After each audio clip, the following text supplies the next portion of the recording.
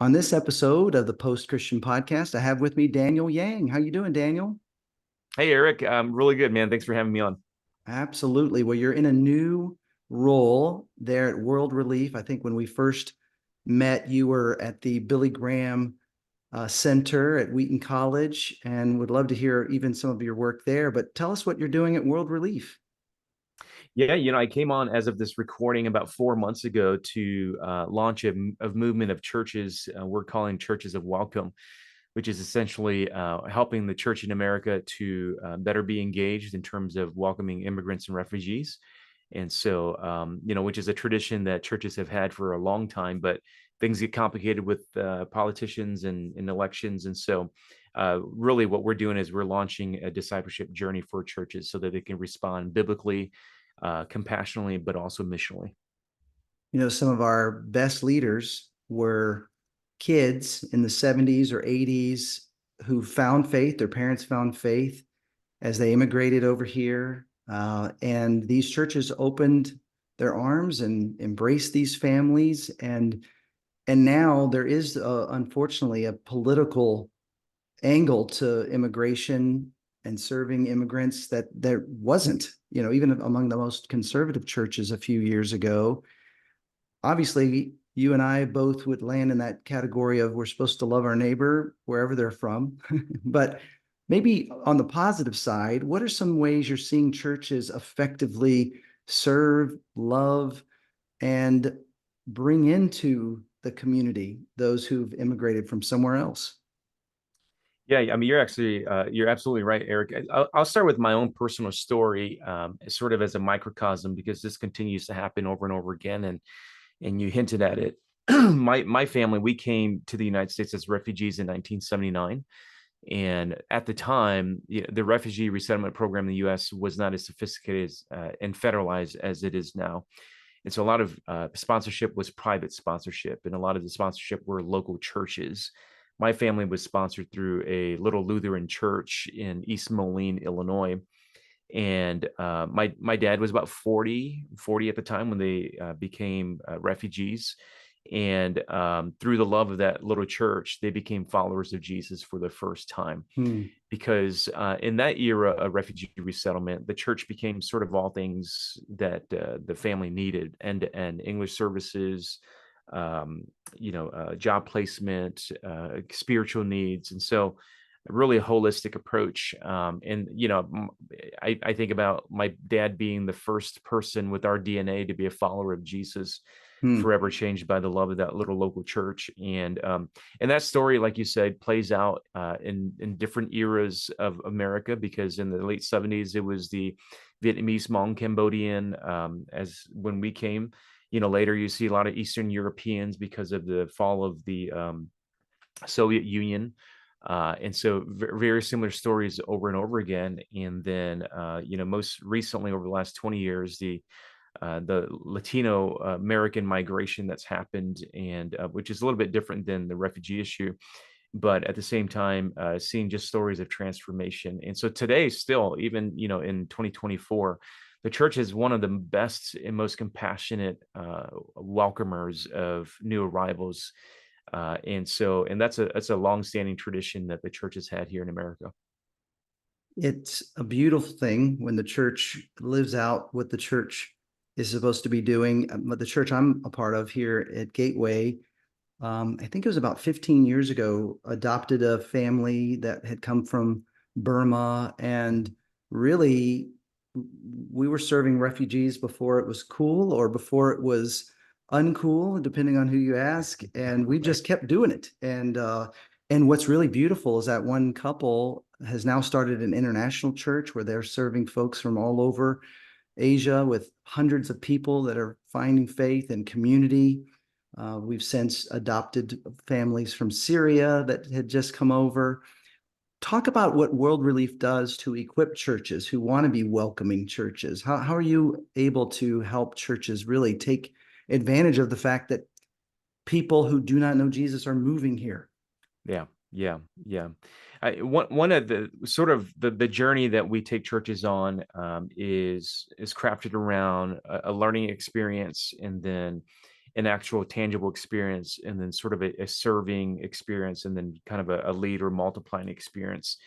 And not all churches kind of come into the journey sort of, in a linear fashion. Different churches kind of come into that journey at a different place. But a lot of folks still need a lot of education around, the different kinds of immigrants that have come to America. What's an asylum seeker? What's a refugee? What is a migrant? And so there's a lot of learning around that. And then also, what's the biblical theology behind welcoming and hospitality? And so Welcoming the Stranger, which is a book that my colleague and friend, Matt Sorens, he's also my neighbor. He lives about 8 minutes from me.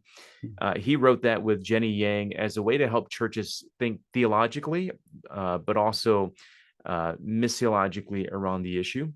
And then they also better understand how to track with official terms that essentially our government uses, so that you can kind of map like how the church can respond to how the government is responding.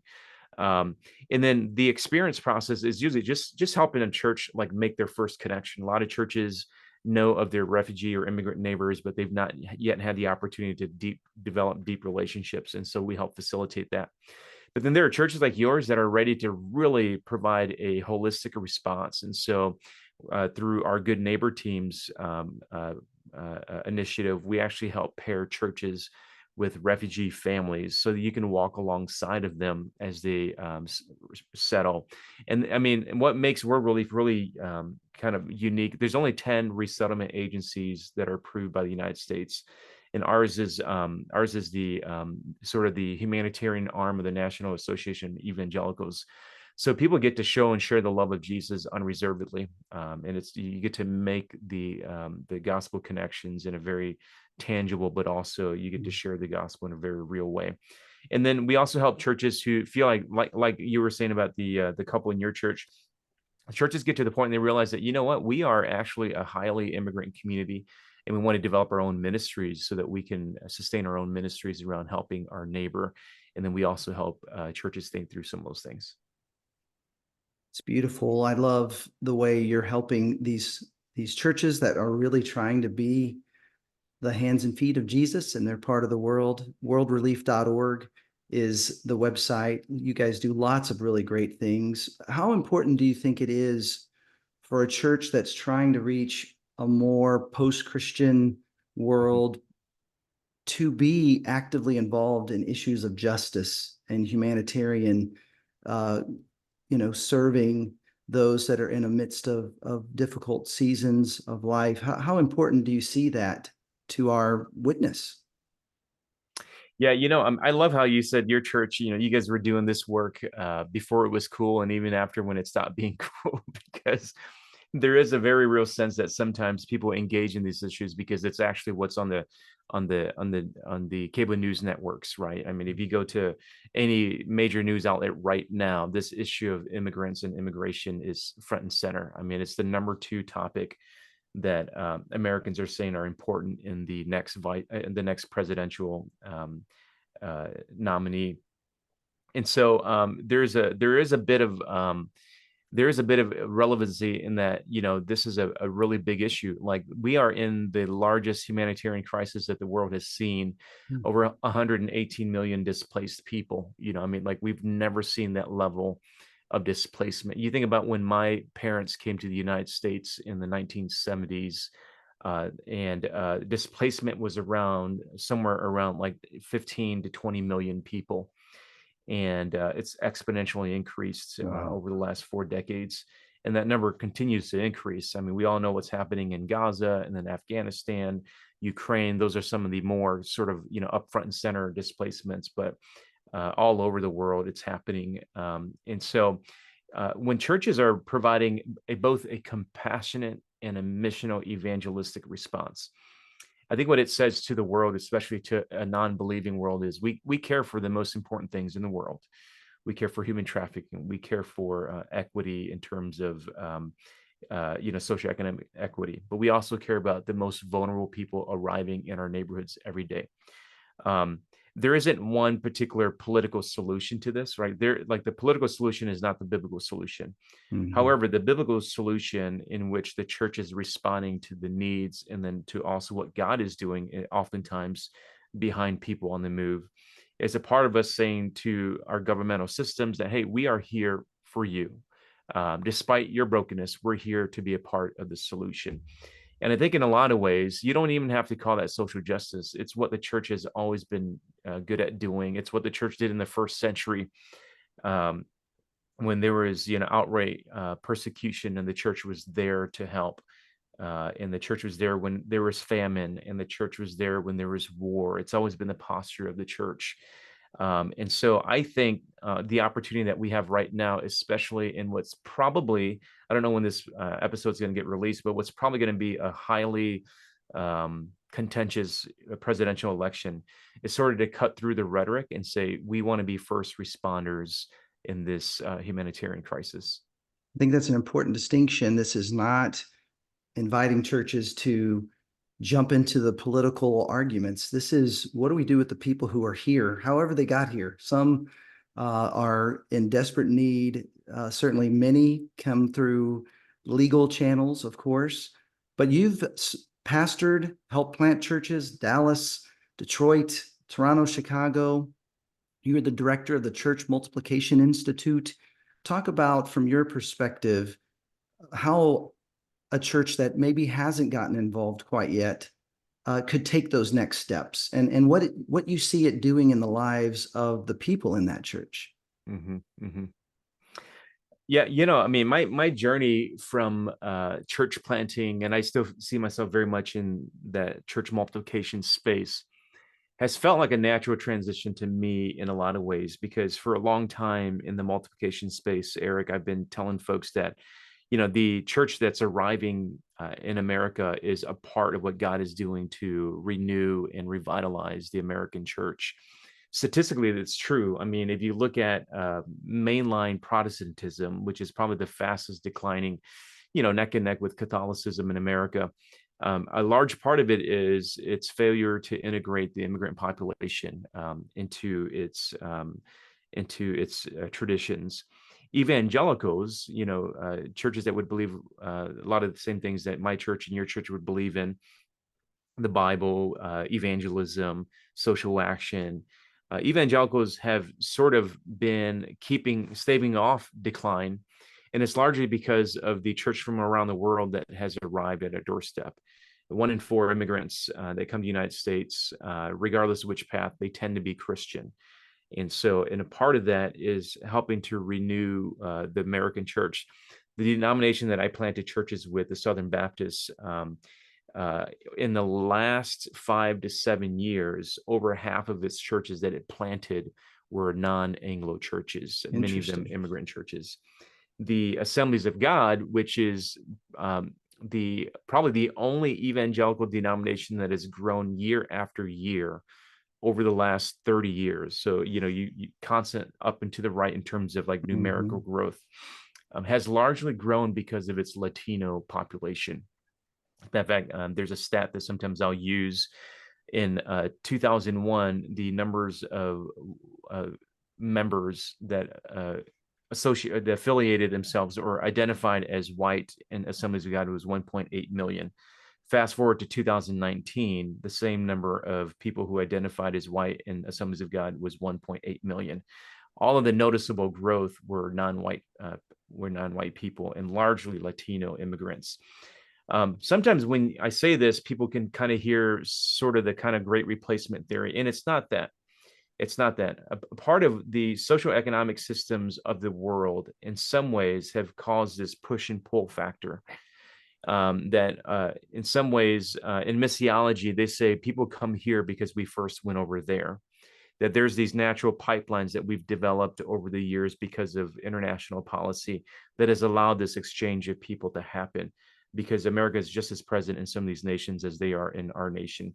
But when you pull back sort of kind of the social factors and the political factors, you begin to see like what's actually happening, you realize that God is actually behind all of this. God is behind people on the move. Missiologists call this the modus Dei. It's the movement of God. God is behind people on the move. And so the question is, how do churches connect into that? And for the least initiated, for many of the churches that I work with that are sort of kind of coming into this conversation, it really is helping to facilitate table spaces and living room spaces where people can meaningfully have conversations and learn mutually. There's a mutual transformation that happens. As a matter of fact, I would almost argue that it's hard to share the gospel in a very relevant way unless you have some version of mutual transformation between Yeah. some of your church members and some of your new arrival neighbors. And when you share meals, you share a table together. The technical term is, for those who like jargon, is commensality. It's a Mm. transformation that happens around a dinner table. um, we try to help churches facilitate as many of those opportunities as possible, because that's a part of the mutual transformation. And then from there you begin to see sort of kind of this escalation into evangelism, and then you see a lot of immigrant church planting happen because of that commensality that takes place. Well, I love that new word for all of us that haven't heard it before, but just the intentionality of relationship, which is what the Mhm. gospel has always spread through. I want to just shift for a moment to Inalienable, the book you co-wrote, subtitle How Marginalized Kingdom Voices Can Help Save the American Church. This will be part of our giveaway in the next newsletter. You can sign up for that at ericbryant.org. But talk a little bit about this book. What were some of the key insights that you guys share? Yeah, when Matt and Eric approached me, so it's co-authored by two good friends of mine, Eric Costanzo, who pastors the South Tulsa Baptist Church in Oklahoma, and then Matt Sorens, who's vice president of advocacy and policy at World Relief. It was really kind of three friends just kind of working through some some experiences that we've had with churches, coaching churches, and then also working with immigrant populations. At the time, I was still at the Church Multiplication Institute at Wheaton College, and so much of my work was primarily around trying to think about future trends that are going to impact church planting in churches. And so that was largely my work. But because my personal background was from an immigrant family, and I live in a highly immigrant neighborhood, there was a lot of kind of natural connections with the topic of this book. And what we were trying to do with Inalienable, we were trying to kind of make more explicit some of the things that we already see, that these are positive factors that sometimes don't get front and center attention in sort of our evangelical spaces, of what God is doing sort of from the periphery in terms of helping to renew and replenish, and then to also revitalize American Christianity. And so we sort of provocatively said, how God is helping to save the American church with marginalized voices. And mainly similar to what I was saying about like how immigrants are helping to stave off church decline. That there have been things from sort of the ancient church tradition. There have been things from the minority communities, within American evangelicalism, and then also from the global church. And when I say global church, not necessarily immigrants, but what's happening in the church in Africa, what's happening in the church in Latin America, that these are lessons learned that we can actually in an appropriate way, we can appropriate what God is doing around the world as a means of reflection. How is God at work around the world? And not how do we make those things happen here, but how do we observe those things and ask, like, who are we as a church in America today? What are some of the things that just have become so familiar that it's probably more tradition and culture than it is kingdom and biblical? How do we leave some of those things behind, and how do we actually pursue the new things that God might be doing, or the ancient things that God has continued to do throughout the centuries? And so we're trying to uncover some of these things. And honestly, Eric, when we wrote the book, we realized that there were a lot of really good books that were trying to unpack sort of how the church lost its way in America, if you want to use that term. And we were saying, a lot of those folks we agree with and we appreciate their ministry. We wanted to carve a path out for folks to have an imagination for what a hopeful future could be like. It's a beautiful thought. Thank you for your work helping the church to become more like the church is called to be, a Mm. place known for loving our neighbor. Keep up the great work, Daniel. Really grateful for the time. Yeah, thanks for having me, Eric.